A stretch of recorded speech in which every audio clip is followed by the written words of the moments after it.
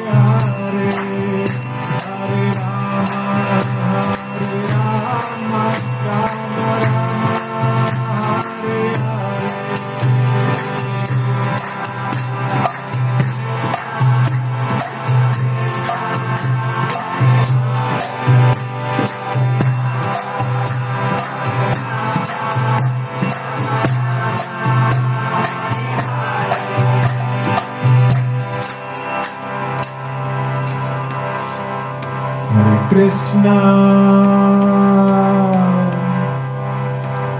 Hare Krishna, Krishna Krishna, Hare Hare, Hare Rama, Hare Rama, Rama Rama, Hare Hare,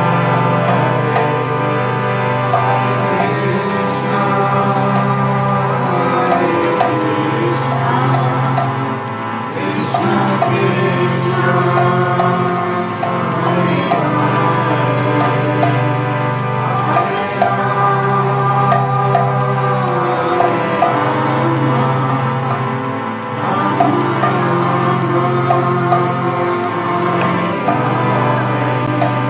Hare Krishna, Hare Krishna, Krishna Krishna, Hare Hare,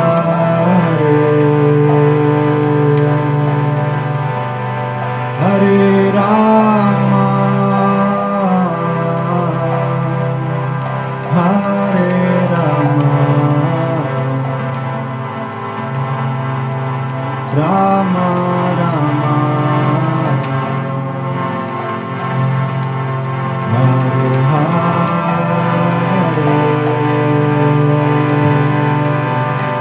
Hare Krishna, Hare Krishna, everyone, Krishna Krishna, Hare Hare,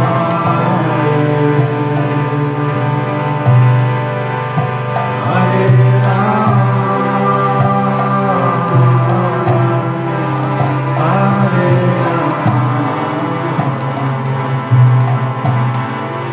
Rama,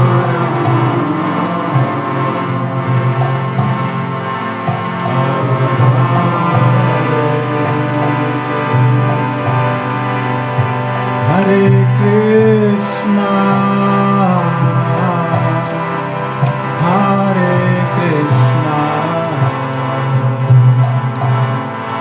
Krishna Krishna, Hare Hare, Hare Rama, Hare Rama, Rama Rama, Hare Hare, from the heart, please. Hare Krishna, Hare Krishna, Krishna Krishna,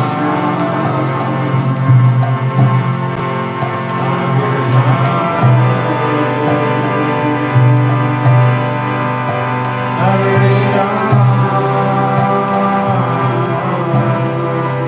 Hare Rama,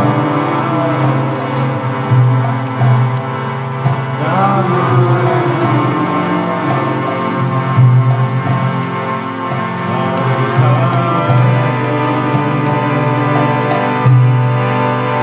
Hare Krishna, Hare Krishna, Krishna Krishna, Hare Hare, Hare Rama, Hare Rama,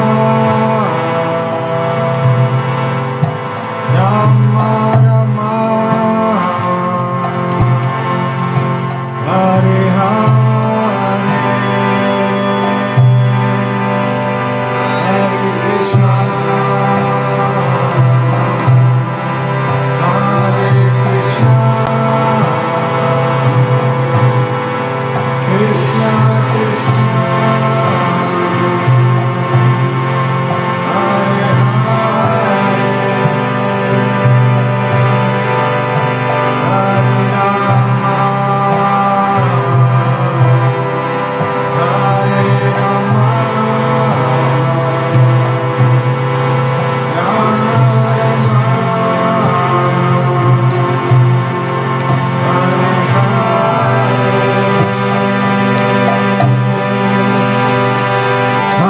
Krishna Hare Krishna Krishna Krishna Hare Hare Hare Rama Rama Hare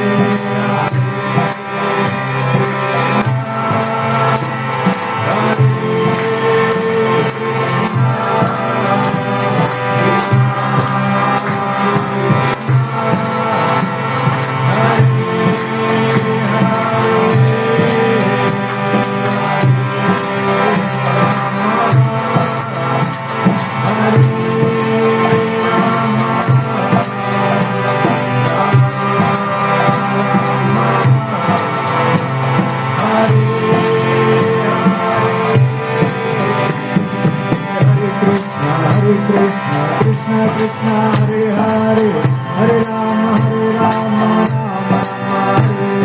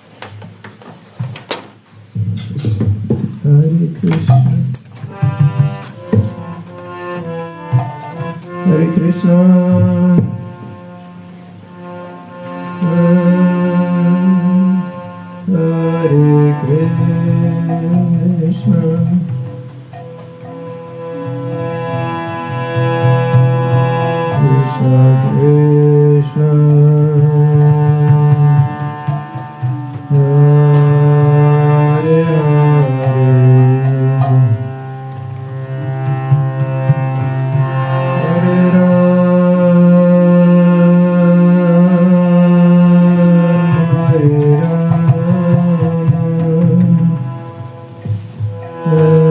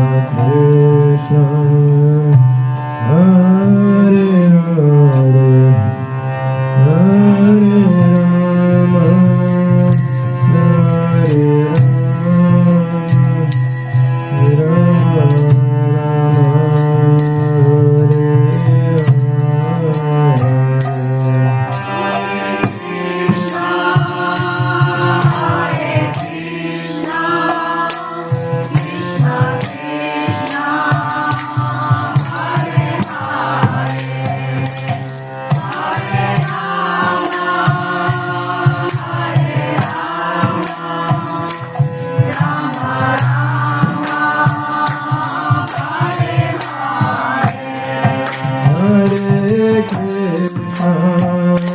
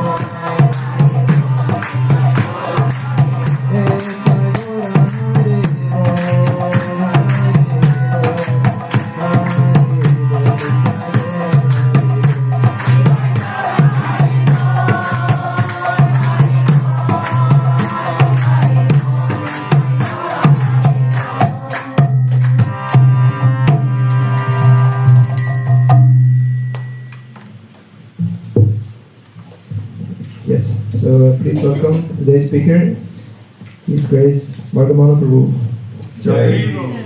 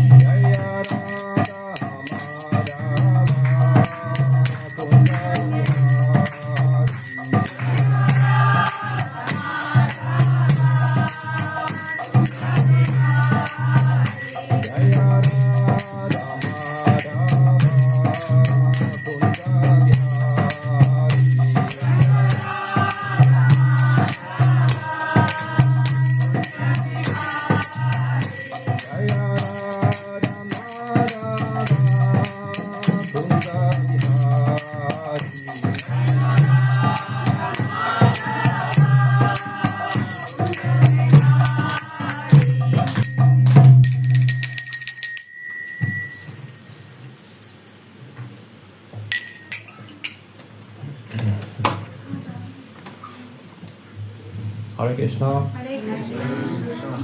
Welcome everybody. This garden, it smells wonderful.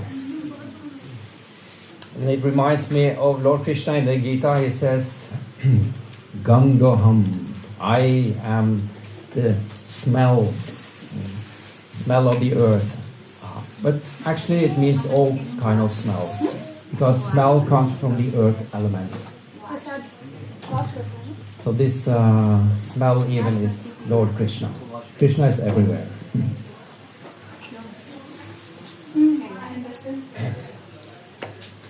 So, today I wanted to continue to speak about Lord Chaitanya Mahaprabhu, because it is only 2 weeks since we were celebrating the most auspicious and happy Gaur Purnima. And 2 weeks, that's nothing. So, and also because Chaitanya Mahaprabhu is so immensely important, especially in our movement, but really to the whole world. And it is our duty in this movement to teach the world about the importance of Chaitanya Mahaprabhu. So I will read a couple of verses from the Chaitanya Charitamrita, which is considered the most important biography on the life and teachings of Chaitanya Mahaprabhu. So we will hear how Chaitanya Mahaprabhu is the Yuga avatar. That means the avatar of the Supreme Lord who has appeared in our age, called the Kali Yuga. So please repeat after me. Om Namo Bhagavate Vasudevaya. Om Namo Bhagavate Vasudevaya. Om Namo Bhagavate Vasudevaya. Om Namo Bhagavate Vasudevaya. Om Namo Bhagavate Vasudevaya. Om Namo Bhagavate Vasudevaya. So as you can see, the color of this book is golden, to reflect the color of Chaitanya Mahaprabhu. He is very often called Gaura Hari, or Gauranga, or what more? Gaur... Huh? Yeah. So, okay, so read a few verses here. Almost from the very beginning of the book. So this is chapter 1 from the Adi Lila, the first part of this book, because it's a huge work. This is only one out of many, many books. You can see it's quite thick, so it's a lot. So now, please listen very carefully, because the author of this book, Krishnadas Kaviraj Goswami, who is among the topmost, even among the Mahatmas.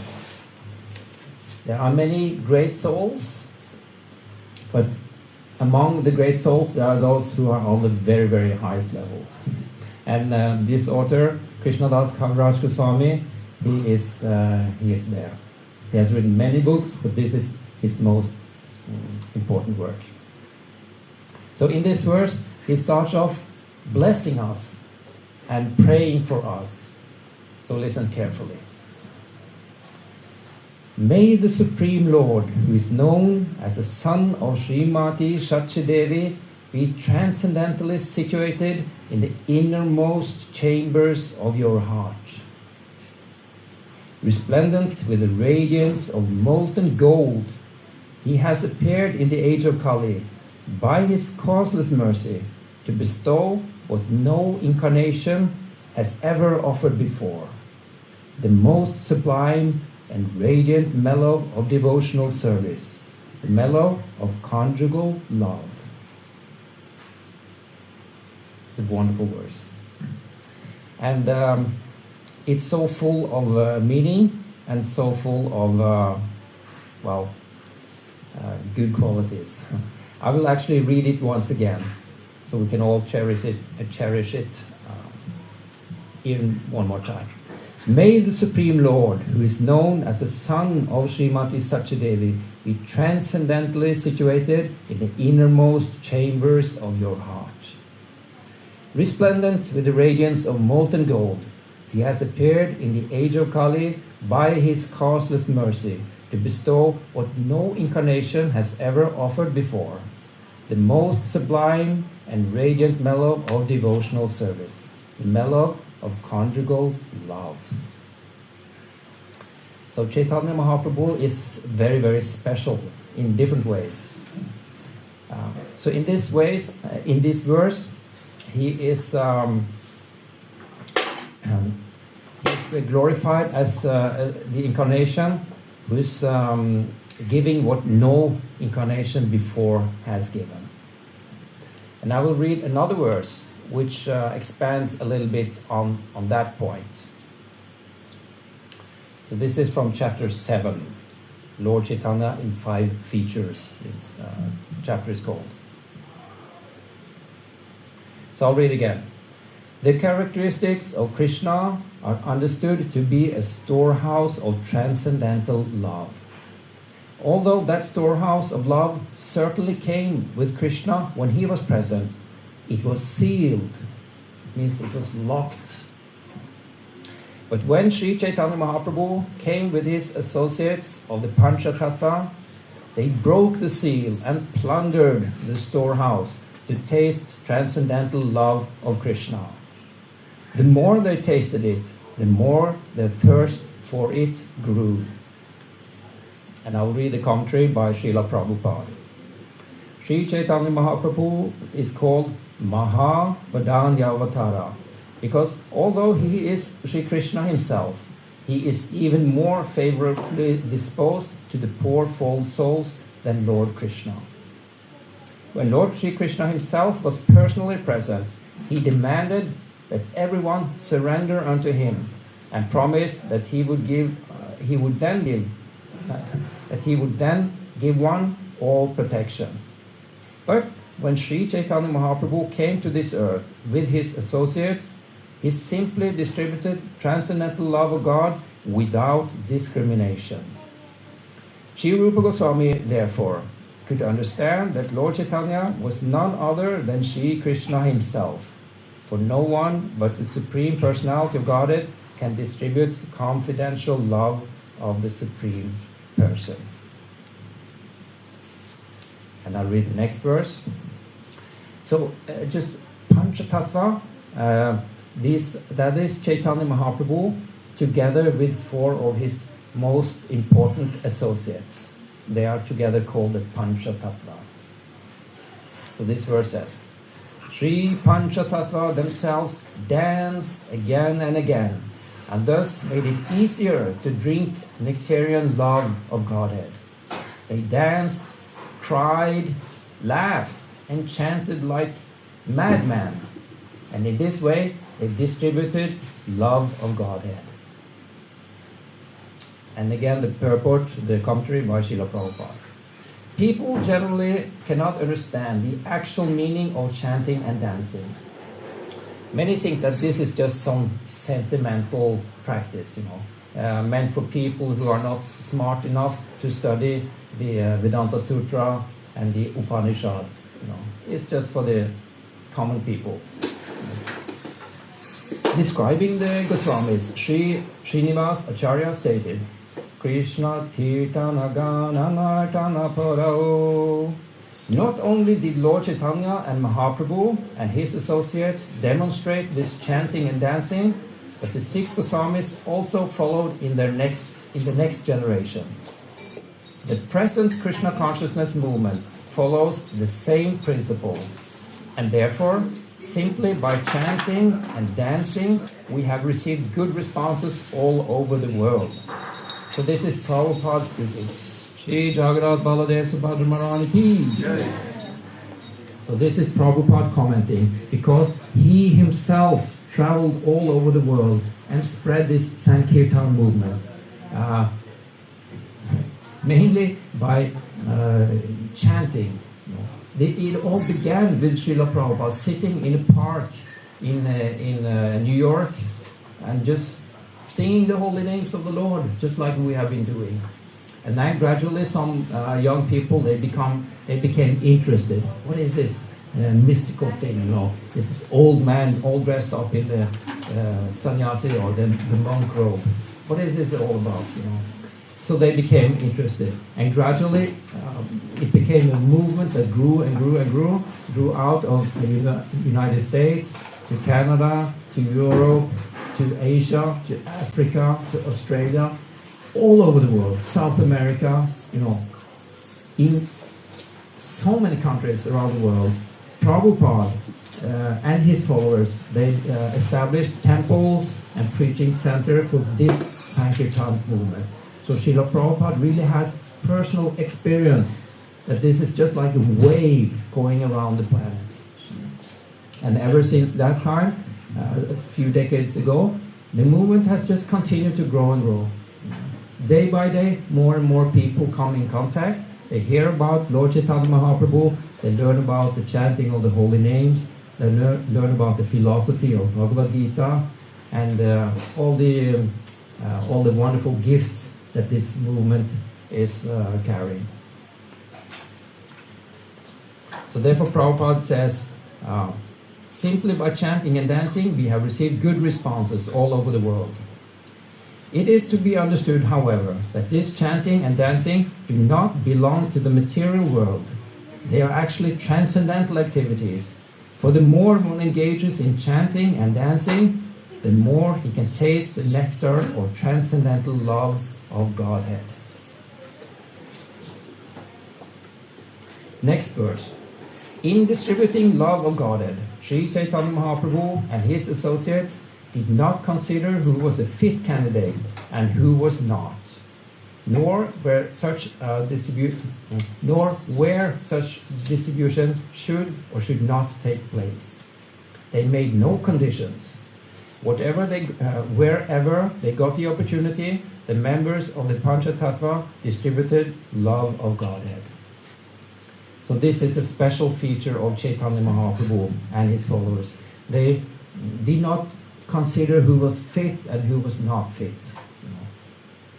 It is described that they were so intoxicated by love of Godhead that they could not discriminate, saying, oh, this is a good candidate, he or she is qualified, and these others, they are not qualified. No, they just wanted to flood the entire world, with this love of Godhead, and with this chanting and dancing. So I want to go back to the beginning of the book and read one more verse. So in this verse we will hear a little bit more about the identity of Chaitanya Mahaprabhu. This is next verse, text 4. Excuse me, text 5. Listen carefully. The loving of... Am I messing things here? No.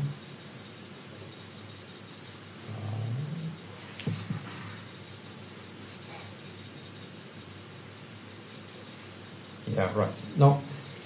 The loving affairs of Sri Radha and Krishna are transcendental manifestations of the Lord's internal pleasure-giving potency. Although Radha and Krishna are one in their identity, they separated themselves eternally. Now, these two transcendental identities have again united in the form of Sri Krishna Chaitanya. I bow down to him who has manifested himself with the sentiment and complexion of Srimati Radharani, although he is Krishna himself. So this is very, very special, very mystical. So Chaitanya Mahaprabhu, he is the combined incarnation of Radha and Krishna. So,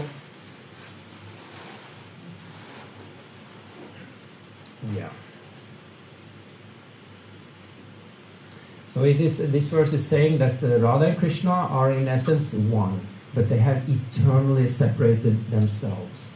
Why? In order to enjoy each other's company. You know, because you can be happy by yourself, but there is a lot more happiness when you are together with someone that you love, and you're doing things together, experiencing things together.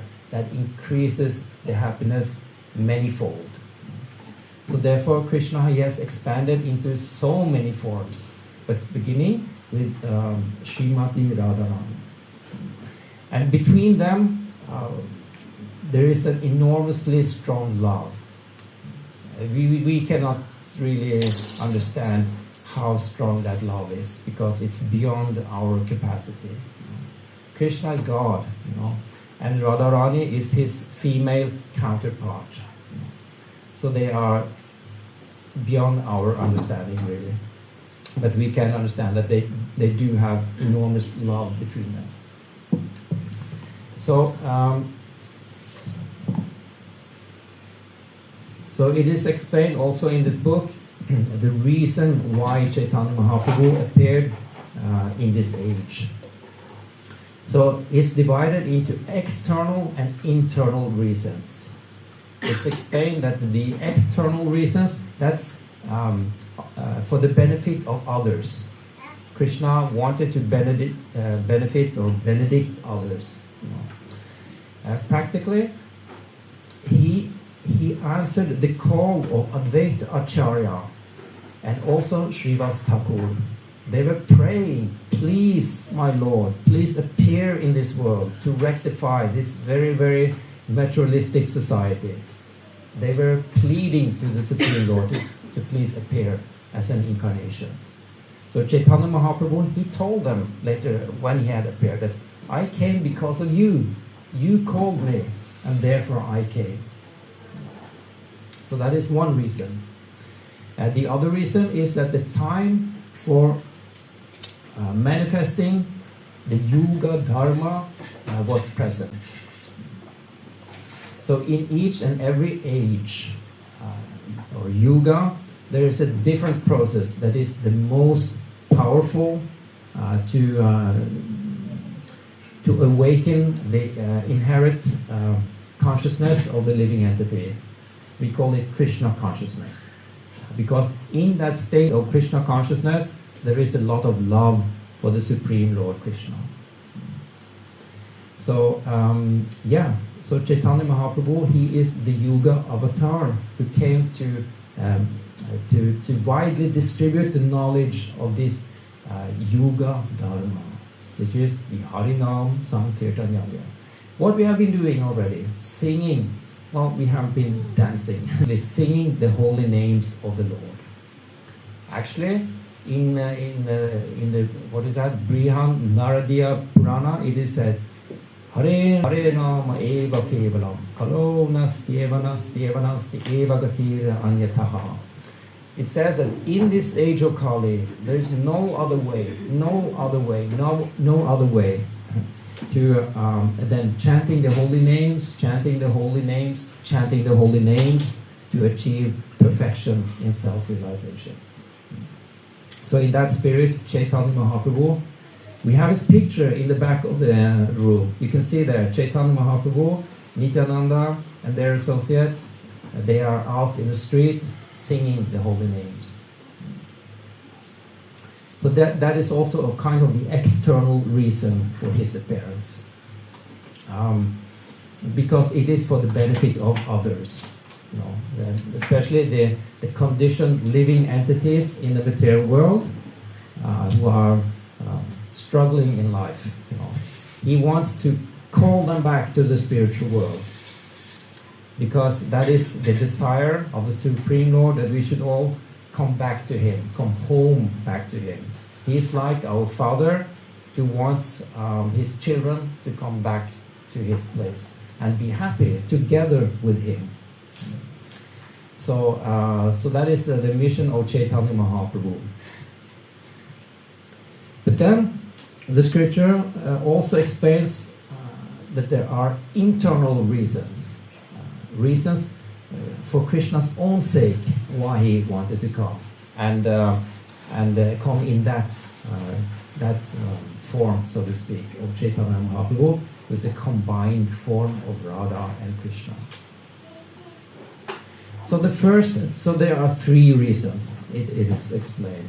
The first reason is that Krishna, we can see that Srimati Radharani, she has such an immense love for him. So love is something that feels very good. So although he himself loves Srimati Radharani very, very much, still his experience is that she has even more love for me. And Krishna, he is curious, so he wants to experience that same love that she feels for him. Because he can sense that there is it is very, very sweet. It has a very, very sweet taste, this love that Srimati Radharani feels for him. So he wants to taste that love. So that is the first reason.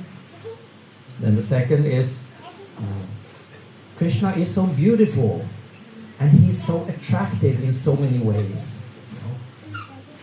And he cannot really experience it himself the same way as Srimati Radharani is able to experience his beauty. He knows he's beautiful. He's not stupid. But it is something else to see a very beautiful person. So he is curious. How does that feel? How does it feel to be Srimati Radharani and see me, see my beauty, see all my attractive qualities? Not only the external feature, but also Krishna is so expert in playing the flute. He's so expert in dancing. He's so fun. He's always in a playful mood like that. How does Srimati Radharani experience me and all my qualities? So he wanted to see himself from her point of view, her perspective. That is the second reason. And the third is that although Krishna himself is very happy, by his own nature, he is happy. Still, he senses that Srimati Radharani is even more happy than him. That in her love for him and in experiencing Krishna, she is feeling even more happiness than Krishna. And because Krishna likes to be happy, he also wants to experience that kind of happiness.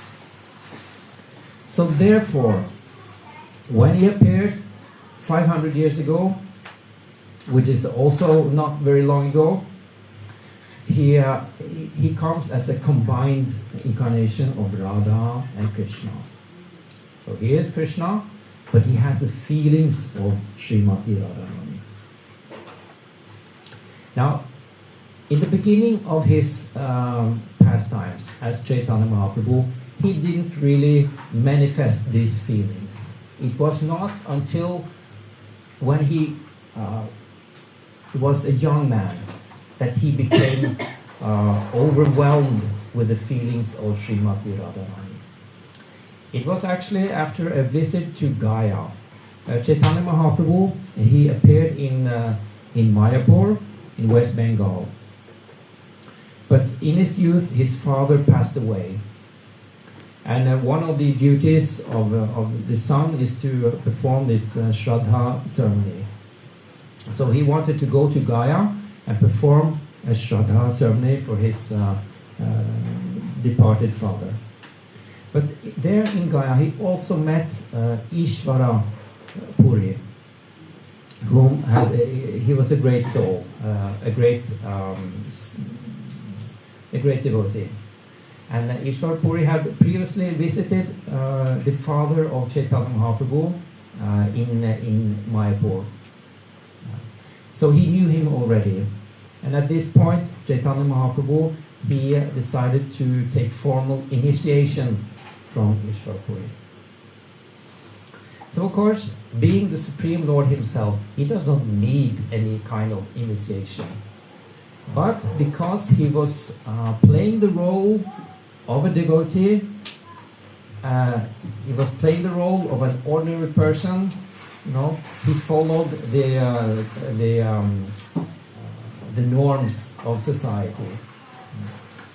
And because Ishvarpuri was a great soul, he wanted to have that connection also to him. So he took initiation there. But on the same journey to Gaya, something really happened inside him. And all these feelings of Srimati Radharani, they came to the surface. And from that point on, he was more and more and more and more absorbed in the feelings of Srimati Radharani.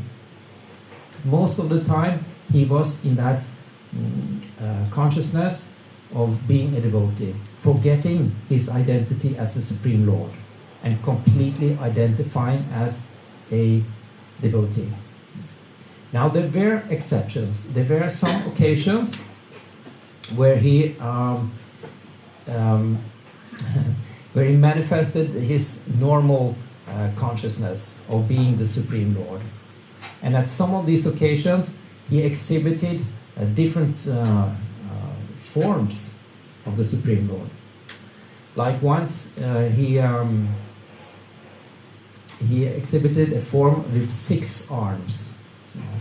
In 2 of the arms, he was holding a bow and an arrow, symbolizing or showing that I'm Rama, I'm Ramachandra. And then in 2 arms, he was holding a flute, showing that I'm Krishna. And in the 2 remaining arms, he was holding the sannyas danda, this rod, the stick, and a water pot, which are like the symbols of the sannyasi. Saying that I'm Chaitanya Mahaprabhu, but I'm also Krishna, and I'm also Rama. And there were quite a few actually, instances where he, in different situations, would show himself as the Supreme Lord himself. So I want to tell a little story, a little narration, where he did so. So that happened when he was very small. And at that time, there was a traveling mendicant, a Brahmana, who came to visit the house of his parents. And his father, Jagannath Mishra, he received this Brahmana with great respect, offered him a seat, and asked, about how are you, where do you come from, and treated him very nicely as a guest, with great respect. And then the father of Nimai, as Chaitanya Mahaprabhu was known as when he was small, he wanted to also give him some food, because that is obviously the duty of the host when there are some guests, to give them something to eat. So the Brahmana, he had the custom, he would always cook by himself. But Jagannath Mishra, the father of Chaitanya Mahaprabhu, he would supply all the ingredients. The kitchen was thoroughly washed, and nicely prepared. Okay, so the Brahmana, he was cooking some rice, some vegetables, different kinds of preparations. And then when everything was ready, he sat down to offer all these preparations to the Supreme Lord. But then as he had sat down and was about to enter this meditation where he would offer the food, little Nimai snuck into the room, and he took some of the rice and some of the preparation and started to eat it all. And this Brahmana cried out, oh, because that means the offering is spoiled. You cannot offer something that somebody else has eaten from already. That is kind of strict. So, for instance, when we cook in the kitchen here, it's not allowed to taste the food. The cooks must be expert, knowing exactly how much spices, how much ghee, how much salt, and everything. So he was a little upset that this small child, he came and just took all the offerings. So and he called out, and the people in the house, they came and said, oh no, what has happened? So, but the father, he was very upset about the small child. He had ruined and broken the etiquette, not allowing this brahmana to properly offer and eat. In practice, denying the brahmana to eat. For the brahmana, he would only eat things that were offered to Krishna. So then they persuaded the brahmana to do the cooking again, and they said, this time we will really, look after the child, so it won't happen again. Okay, so the brahmana, he accepted, and they had new boga, new food brought, and he would cook again. So after finishing again, he was sitting down, doing his meditation. At this time, little Nimai, he was at some neighbors, because they had discussed what should we do, So they had decided that they would take him to the neighbors, And the neighbors, they were very happy, He was being passed from arm to arm. Everybody was so happy to hold him because he was such a sweet child. So they were very happy. But then, by Krishna's arrangement, he was able to slip away. Somehow their attention went to something else, and again he would sneak into his own house. And the exact same thing would happen again. The brahmana was sitting down to do the offering, and little Nimai sneaking in and grabbing the offering and starting to eat. And again the brahmana was, oh no, what's happening? What have I performed any offenses, or why is it happening? And then he concluded actually that no, this is because of the will of the Supreme Lord. Somehow he has decided that I shall not eat today, and he just kind of accepted his fate. So today I will be fasting. But again, especially the father of little Nimai, he was again very upset because he couldn't tolerate that his guest had to fast. That was completely contrary to his feelings and religious duty of a householder. So they pleaded him again, and at this time also the elder